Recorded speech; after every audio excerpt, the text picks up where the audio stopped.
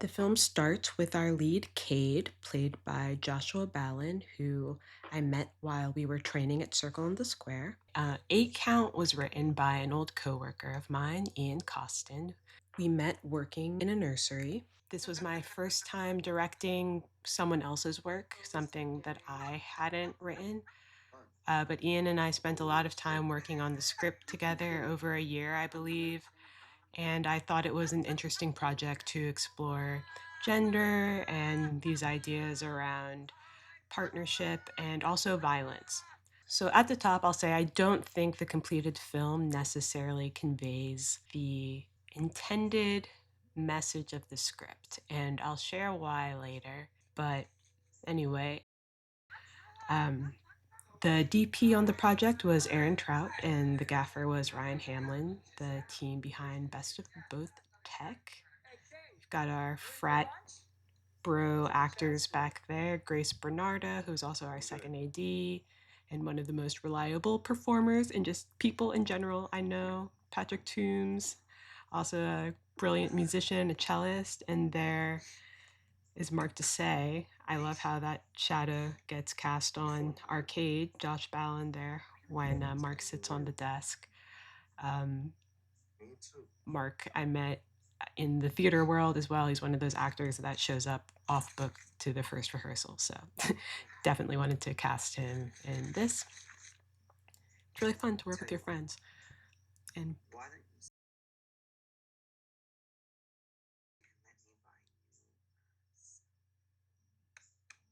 salad is funny. And there we have our Regina, played by Michaela, one of two actors I hadn't worked with before going into the project. The score was done by Damon, who did a really, really lovely job. I think I asked him for an anxiety theme, and he really delivered there. There's his friend Nora on the saxophone, our Regina sound. Ian wanted the film to be set in Harlem, and without exteriors, it's really hard to make that clear, so we have the jazz to hint at it. And while the film is Cade's story, I felt pretty strongly about the Regina character not just being a prop in his life. So, um, try to incorporate signals that showed she had a life beyond this kitchen space. Don't look too closely at that pregnancy test. We didn't have a props person on set. But the office and the kitchen scenes are actually the same location. It's an art gallery, and this is the kitchenette that we dressed to look like an apartment. We shot during the summer, and I had a really hard time finding an apartment that looked like it could belong to these two characters, but also fit the crew and had air conditioning because it's just kind of evil and unsafe to cram a bunch of people in a tight New York City apartment with no air conditioning in the summer, but I think this worked well.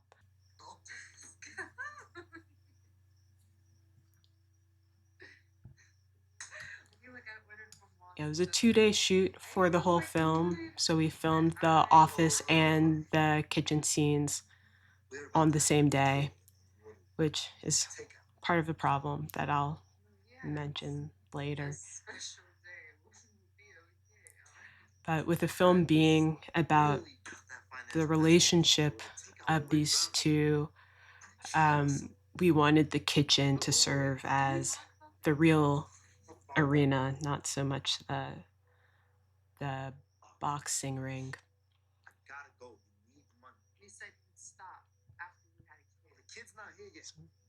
Some red flag energy from Cade there.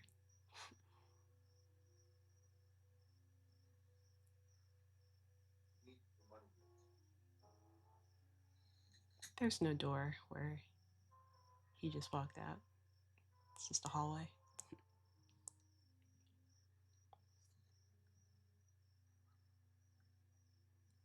Our friend Maddie again from Sequin.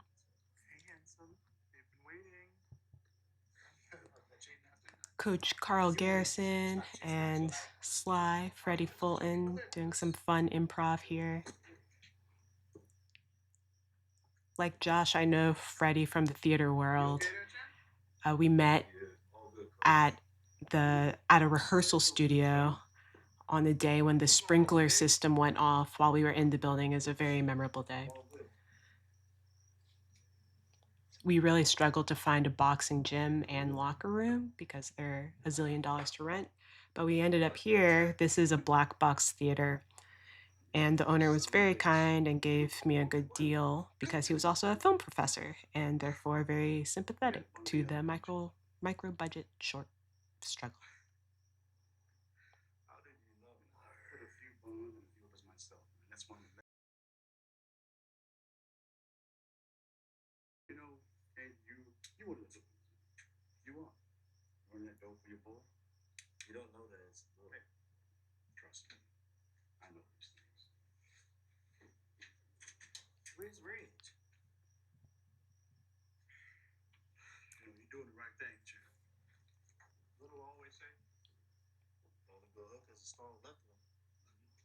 Ian wrote some silly dialogue.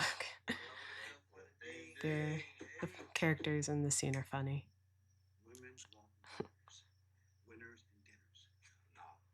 So these two are to contrast the old school view and younger generation. Nefty Boyer there as the opponent. After filming that little scene, Ian said he'd wished he'd written more for Nefty's character because he was so fun on set.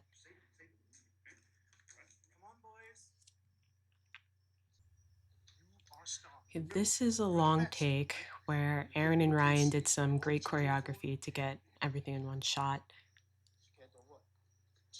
You should never go into a fight this distracted.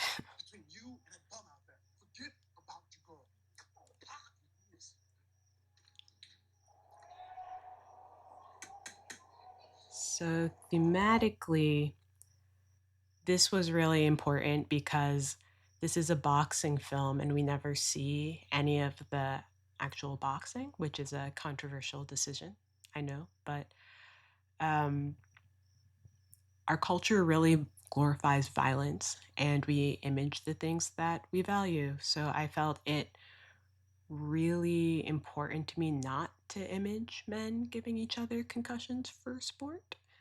And while preparing for this film, I had recently read Bell Hooks' The Will to Change. And in that book, Hooks quotes a psychologist um, who roughly says the warrior ethic has damaged us. As we move into the 21st century, we need to mature beyond war and warriors. I appreciate some of his traits like courage, teamwork, loyalty. But if we are to survive on this planet threatened by war and warriors, we must get beyond the obsolete archetype of the warrior and value images such as the peacemaker, the partner, the husbandman who cares for the earth and animals. And it's tricky.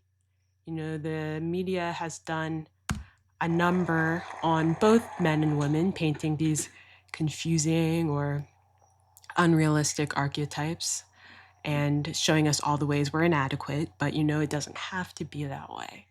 We could also be valuing men that are for their intelligence, because they're very good at their craft, or because they're great stewards of the land, or skilled at stopping violence, or because they're great friends. These ideas. And there was an interesting study by the National Research Group called The Hero Complex, the role of the entertainment industry in tackling America's masculinity crisis. And they bring up those ideas. I can put a link in the description if I can find it. Um, but this is the kind of thing I really care about and why I was making movies. So, anyway, there was Maddie, someone just enjoying their life in a private moment instead of the boxing, and we get to hear Cade losing in the background. Maddie improvised this choreography, so big applause there. Golly was an ad lib. Some really fun improv from Freddie.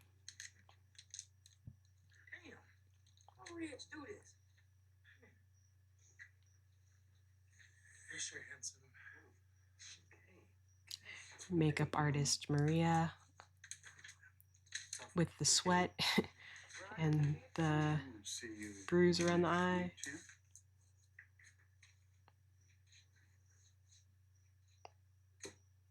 It's good sweat. And there we have Cade alone with the mirror. We shot the film in 4:3 with the intention in the edit of slowly transitioning to 16:9 as Cade's character became more self-aware and expanded his view. But the gradual change did not look great in the edit, so I ended up just doing an abrupt change in this shot after his moment of realization or his wanting to change. And you can't tell as much because of the dark curtains on the side that the frame has changed. But yeah. Also, we wrapped this day on time. I was really stoked about that, sending everyone home well fed for a good night's sleep. We loaded up the gear van, and the door to the van was broken. And the rental company, I won't name names, but it wasn't Edge and it wasn't U-Haul. They were so incredibly rude, like verbal assault rude, and they wouldn't send us a van. So we had to unload the truck, and Ryan drove the empty van with the broken door all the way back to the lot, got us another van, drove back, and then we had to reload that. And the people at the location were so nice, not charging us a late fee because they couldn't lock their lot. They couldn't go home until we went home. And our very kind AC Kunga stayed to help reload the van. Yeah, never renting from that company ever, ever again. Here we are back to the central arena of the story, and also the biggest mistake I made. So one, it would have been nice to have a producer who was not me on set to keep the vibes vibing. It was a long day. Well, actually, it wasn't really a long day by film terms. It was less than 10 hours because who wants to work 10 hours straight? That's really hard. But yeah, it would have been good to have help.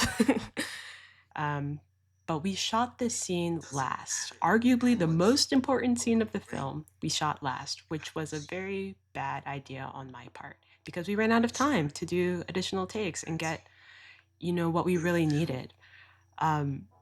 In this moment, what was meant to feel like big love, big teamwork, reconciliation, like equal parties.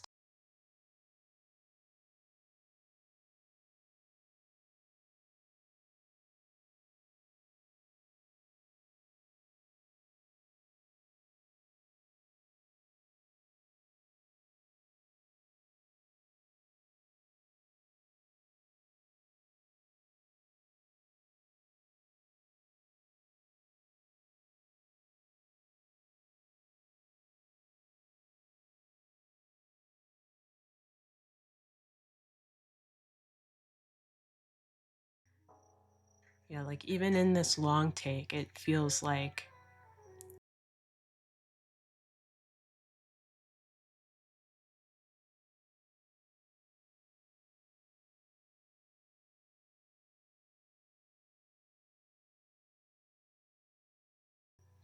I think one part of that is eye contact. I wish I'd paid more attention to that.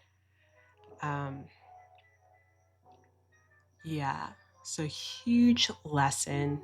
Don't put the most important moment at the end of your schedule, and maybe end the day with something fun that will hopefully put everyone in a good mood.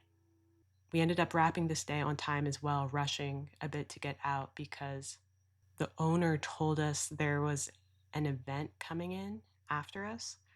But when I got home, really relieved and ready to sit down after filming all day, I realized I had the key to the venue in my pocket. So I immediately had to turn around and head back there to put the key in the lockbox. And when I got there, There was no event. There was no one there. So we could have worked that last scene a little more. But c'est la vie, that's showbiz. Not really. I just wanted to say that. Um, yeah, 8 count.